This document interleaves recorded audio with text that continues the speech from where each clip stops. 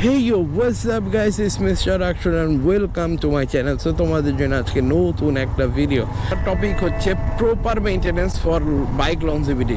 যে তুমি যদি তোমার বাইকটাকে লং টাইম রাইড করতে চাও, দ্যাটস মিন কতটুকু হতে পারে লং টাইম? 50,000 কিলো না, তুমি তোমার বাইকটাকে যদি অ্যাটলিস্ট 1 লাখ 1.5 লাখ কিলো বাইকটা চালাইতে চাও, যে কোনো বাইক, শুধুমাত্র যে জিপিএক্স এর কথা বলতেছি তা না, তুমি যে কোনো বাইকের কথা বলো, যদি 1.5 লাখ 2 লাখ কিলো তুমি বাইকটাকে যদি রাইড করতে চাও, তাহলে তুমি কি কি করতে হবে তোমার এই বাইকটার জন্য, বা কি কি কাজ তোমার করা দরকার, সেই কাজগুলো আজকে আমি তোমার সাথে শেয়ার করবো। Engine oil. সো বরাবরই আরেকটা সাইড টপিকের কথা বলে থাকি, যারা কমেন্ট করে যাবে ইঞ্জিন অয়েল কতটুকু দিতে হয়।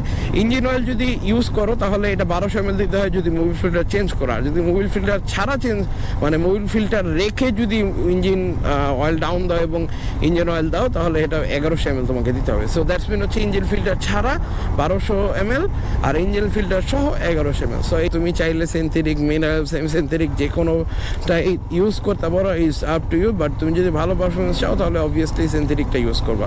এই লোহা ঘর্ষণে কিন্তু ক্ষয় হইতে পারে, আর ইঞ্জিন অয়েল এই ঘর্ষণের ক্ষয়টাকে রোধ করতে সহযোগিতা করে। সো এই জিনিসটা যদি পুরানো হয়ে যায়, তোমার হয়তো বা জিনিসটা জঞ্জারে পরিণত হবে, তখন তোমার এই ক্ষয়টা কিন্তু প্রতিরোধ করতে পারবে না। সো তোমাকে অবভিয়াসলি ইঞ্জিন অয়েলটা চেঞ্জ করতে হবে, ইঞ্জিনটাকে যদি তুমি ভালো রাখতে চাও। তাহলে দ্বিতীয়ত আসলে সেটা হচ্ছে এয়ার ফিল্টার, বা প্রতিটা বাইকেরই টুকিটাকি এয়ার ফিল্টার থাকে, অথবা কোনো বাইক হয়তো বা নাও থাকতে পারে, আমি জানি না। তবে বর্তমানের যুগে সবগুলা বাইকেরই মোটামুটি এয়ার ফিল্টার থাকে, যেমন গাড়িতেও থাকে এবং মোটরসাইকেলও থাকে। আমার বাইকের এয়ার ফিল্টার হচ্ছে, আমি যে রাইড করি রাইডারের সিটের নিচে এয়ার ফিল্টার। সো এয়ার ফিল্টারের চেঞ্জ করার নিয়মটা হচ্ছে যে তুমি চাইলে চেঞ্জ করতে পারো, যদি চেঞ্জ করার ওয়েটা হচ্ছে মানে কন্ডিশন ওয়াইজ তুমি চেঞ্জ করবা, তোমার এলাকা ভিত্তিকভাবে এয়ার ফিল্টার চেঞ্জ করো। যদি তোমার এলাকায় ধুলাবালি বেশি হয় বা ধুলার ভিতরে বেশি রাইড করা হয় বাইক, তাহলে তুমি সর্বোচ্চ 3000 কিলো পরে তুমি এয়ার ফিল্টার চেঞ্জ করে ফেলতে পারো। অথবা 3000 কিলো চালানোর পর যদি দেখো যে না, বাইকটার এয়ার ফিল্টার পর্যাপ্ত পরিষ্কার আছে বা দেখতে ভালো আছে, তাহলে তুমি বাতাস বেরেটার পরিষ্কার করে আবার তুমি ইউজ করতে পারো। আর ইঞ্জিন ফিল্টার বা এয়ার ফিল্টার যেটা তোমার কি কাজ করে, সেটা হচ্ছে তোমার অক্সিজেন সাপ্লাই করতে তোমার বাইকে সব থেকে বড়, মানে অক্সিজেনের জন্য কোনো ধুলাবালি না ঢুকে, এর জন্য তোমার হচ্ছে বাইকের ইঞ্জিন অয়েলটা এয়ার ফিল্টারটা ইউজ করা হয়। সো এয়ার ফিল্টার নিয়ে কি বিষয়, এটা নিয়ে পরবর্তীতে কোনো একটা ভিডিওতে ডিটেলস বলে দিব। আর এয়ার ফিল্টারের কাজটা কি, সেটা নিয়ে অন্য কোনো একটা ভিডিওতে ডিটেলস বলা হয়ে যাবে ইনশাল্লাহ। সো টায়ার অথবা টায়ার প্রেশার অথবা টায়ার মেকানিজম। সো ভাই, টায়ার প্রেশার আবার টায়ার মেকানিজম কীভাবে তোমার মেনটেনেন্সের মধ্যে পড়ে ভাই? হ্যাঁ, সব থেকে বড় একটা কথা হচ্ছে টায়ার কিন্তু টায়ারের উপর বেস করে কিন্তু তুমি বাইক চালাচ্ছ, বাইক রাইড করতেছো। এই টায়ারের দুই চাক্কার উপরেই কিন্তু তোমার জীবন চলতেছে। সো এই টায়ারটাকে অবভিয়াসলি তোমাকে প্রপার একটা মেনটেনেন্সে রাখতে হবে, প্রপার একটা গাইডে রাখতে হবে, এবং প্রপারলি যেন তুমি কোনো বিপদ আপদে না পড়ো, এর জন্য তোমাকে টায়ারটা অবভিয়াসলি ভালো মতো মেনটেনেন্স করতে হবে। সো টায়ার মেনটেনেন্স নিয়ে সম্বন্ধে তোমাদের যদি কোনো ধারণা থাকে, তোমাদের ভাই আছে, মেনটেনেন্সের ব্যাপারটা জানাই দিচ্ছি। সো বেসিক্যালি টায়ার প্রেশার যদি তুমি হাই রাখো, তাহলে তুমি মাইলেজ বেশি পাবা। আর মানে কি ভাই, আচ্ছা, টায়ার প্রেশার যদি তুমি হাই রাখো তাহলে তুমি মাইলেজ বেশি পাবা, কিন্তু গ্রিপটা কম পাবা এবং ব্রেকিং সিস্টেমটা একটু দুর্বল হয়ে যাবে। আর টায়ার প্রেশার যদি একটু কম রাখো, তাহলে তুমি মাইলেজটা একটু কম পাবা, কিন্তু ব্রেকিং সিস্টেমটা অনেক মানে হাই পাবা এবং ব্রেক করে অনেক কনফিডেন্স পাবা। এরপরও গ্রিপ পাবা সাথে সাথে, প্লাস অনেক কিছু থাকে। তো তুমি যদি সবসময় সিঙ্গেল রাইড করো, তাহলে বলবো টায়ার প্রেশারটা নর্মাল রাখো।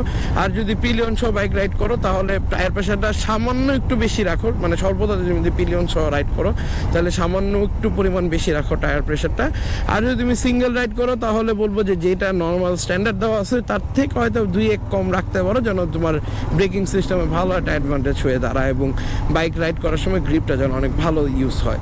সো এই হচ্ছে টায়ার প্রেশার। আর টায়ারটা চেষ্টা করবো সবসময় যে একটা ভালো মানে টায়ার ইউজ করার জন্য। হয়তো বা এমআরএফ বাংলাদেশে বেস্ট, মানে রোড টার্মস কন্ডিশন হিসেবে এমআরএফ এর টায়ার বা অ্যাপোলো টায়ার অনেক বেস্ট, তোমরা চাইলে এই দুটো ইউজ করতে পারো। যদিও আমি এখনো সিএসএফ এর টায়ার ইউজ করতেছি, বাট সিএসএফ এর টায়ার একদমই বাজে। এটা মানে বলবো যে ইউজ করোই না, যদি পারো চেঞ্জ করে ফেলো, বাট আমার এত টাকা পয়সা না, আমি স্টুডেন্ট মানুষ ভাই, আমার যে স্টক টায়ার দিছে ওইটাতেই আমি সন্তুষ্ট বা ওইটাতেই আমি চালাই, মোটামুটি আমার চলে যায়। বাট তোমরা যদি বেটার একটা পারফরমেন্স, বেটার ব্রেকিং সিস্টেম চাও, অবভিয়াসলি এমআরএফ অথবা অ্যাপোলো টায়ার ইউজ করবা। ক্লাসের ইস্যু যেটা, সবসময় ক্লাসটা তোমরা কি করো ভাই, ক্লাসটা তোমরা সবসময় মানে ফ্রি প্লে করে রাখো না, অনেকে একটু কাছে নিয়ে আসো, অনেকে দূরে নিয়ে যাও। সো এইটা কিন্তু আসলে তোমার বাইকের ক্লাস প্যাডের উপর একটা প্রেশার দেয়, প্লাস হচ্ছে তোমার এই বাইকটার ইঞ্জিনের উপর একটা ভালো লেভেলের প্রেশার দেয়। আর যখনই তোমার ক্লাস প্যাড ঘন ঘন নষ্ট হওয়া শুরু করবে, যেমন 10,000, 5,000 কিলো, 15,000 কিলো পরপর, তার মানে বুঝে রাখবা যে তোমার ইঞ্জিনের হাইও একবারে শেষের পথে, তোমার ইঞ্জিন চলে যাচ্ছে। সো অবভিয়াসলি ক্লাসের ব্যাপারটা দেখতে খুবই সামান্য, দেখতে খুবই নগণ্য, বাট এইটার ইস্যু অনেক বড়, এবং এটার সাথে অনেক বড় বড় কোশ্চেন রিলেটেড বা অনেক বড় বড় কোশ্চেন অ্যান্সার রিলেটেড। সো চেষ্টা করবা ক্লাসটাকে ফ্রি প্লে করে রাখার জন্য, মানে যতটুকু স্ট্যান্ড আউট মাপ আছে ততটুকুই।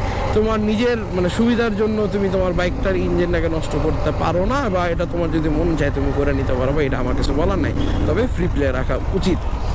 যদি নামে দেখাইতে পারতাম মনে হয় ভালো হইতো, বাট তারপরে বলি ব্রেক প্যাডের ব্যাপারটা হচ্ছে সব সময় চেষ্টা করবা স্টক ব্রেক প্যাডটা ইউজ করার জন্য, কারণ স্টক ব্রেক প্যাডের মতন ব্রেক পারফরমেন্স তোমার কোনো বাইকে মানে হয়তোবা এটার থেকে দামি হইলে ইটস ওকে ফাইন গুড, হয়তোবা ভালো হবে, বাট চেষ্টা করবা কখনো যে ব্রেকিং বিষয় নিয়ে কখনো কিপটামি করবা না, কারণ ব্রেকিং জিনিসটা তোমার বাইকটা গতি তুলবে, এবং গতি থামাইতে কিন্তু এই ব্রেকটা ম্যান্ডেটরি। তো তুমি চাবা না যে তোমার বাইকের ডিস্কটাকে যেন একবারে লক করে দেয় বা এরকম কিছু একটা অ্যাক্সিডেন্টের শিকার জন্য তুমি না হও। সো অবভিয়াসলি চেষ্টা করবো ভালো মানে ব্রেক প্যাড ইউজ করার জন্য, অথবা স্টক ব্রেকটা ইউজ করার জন্য।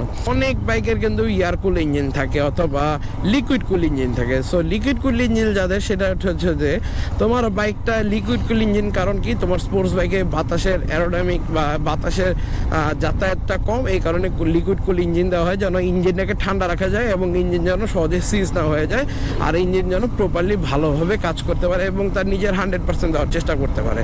সো এই কারণে লিকুইড কুল ইঞ্জিন ইউজ করা হয়। আর এটার ধারণ ক্ষমতাটা তুমি সবসময় চেষ্টা করবা কুলেন্ট ইউজ করার জন্য, অ্যাটলিস্ট কুলেন্টের প্রাইস আহামরি খুব বেশি না, 600 থেকে 500 টাকা, 400 টাকা, 1000 টাকা, 1500 টাকা ইউজ দামের হয়। তবে অ্যাভারেজে 300-400 টাকার কুলেন্টে তুমি ইউজ করতে পারবো। 2000 কিলো পর তুমি নিজেও চাইলে কুলেন্টটা চেঞ্জ করে নিতে পারো। তো আমি বলবো কোনো মেকানিকের কাছে যায়, ঠান্ডা মাথায় তুমি কুলেন্টটা চেঞ্জ করো 2000-3000 কিলো পর। যদি তুমি খুব জ্যামবহল এরিয়াতে বাইক রাইড করে থাকো, তাহলে তোমার কুলেন্টটা তোমার বাইকটাকে অবভিয়াসলি অনেক মানে জ্যামের ভিতরে কিন্তু অনেক বাইকের হচ্ছে বাইকের পারফরমেন্স কিন্তু ড্রপ করে। তো ওই পারফরমেন্স ড্রপটা কিন্তু তুমি আর পাবা না, আর তুমি তোমার বাইকে কিন্তু ভালো একটা পারফরমেন্স পাবা। আর যদি তোমার কুলেন্ট চেঞ্জ না করো, তাহলে কিন্তু পারফরমেন্স ড্রপ করার একটা ইস্যু থাকেই। সো একটু চেঞ্জ করে নিলে ভাই কী হয়, এটা তোমার বাইকের লংজিভিটি বা তোমার বাইকের লাইফ টাইমটাকে একটু ইনক্রিজ করে দিবে। সো বুঝতেই তো পারছো, তোমার বাইকটা যদি তুমি অনেক দিন চালাইতে চাও, তাহলে টুকটাক খরচও তোমাকে করতেই হবে, তাই না? এরপরে আসি সব থেকে আরও বড় একটা কথা, সেইটা হচ্ছে ভাই তোমার সাসপেনশন। এইবার একটা জিনিস দেখো, এই যে এই বাইকটার সাসপেনশন কিন্তু অনেক ভালো, মানে কমিউনিটি সেগমেন্টের সাসপেনশন কিন্তু অনেক ভালো, বাট তারপরও স্পোর্টস ক্যাটাগরির সাসপেনশন কিন্তু মোটেও অতটা ভালো না যতটা এই বাইকের আছে।